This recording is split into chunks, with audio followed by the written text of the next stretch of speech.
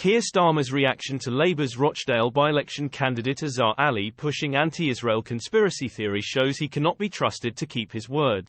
Keir Starmer may be a man of pulling petal politics. He loves it not.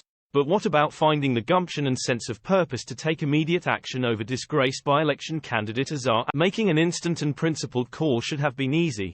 Even for the weather-vane Labour leader, after the emergence of a recording in which the would-be MP suggested Israel allowed its citizens to be slaughtered in the Hamas massacre in order to give the country the green light to invade. Instead, Ali remains as Labour's prospective parliamentary candidate for Rochdale. On hearing this wild conspiracy theory, Starmer should have booted Ali into political oblivion, scratching him from the ballot paper at the February 29 by-election and from the Labour Party with immediate effect.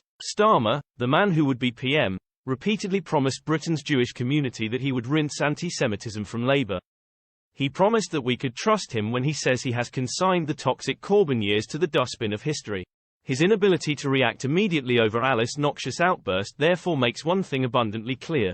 When it comes to fighting hatred of Israel within, the Labour leader will always cash in such pledges for political gain.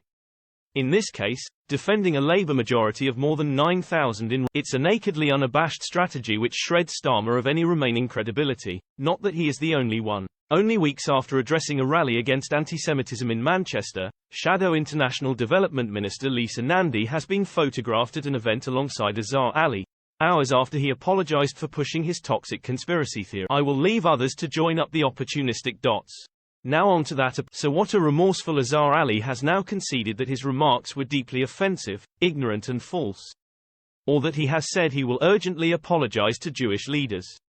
Sorry seems to be the easiest word when it comes to those who are caught out for their bigoted. The fact that his candidature remained in place is down to Starmer. Sure, there have been attempts to mitigate the move, namely that the deadline for alternative nominations has closed and rules are rules.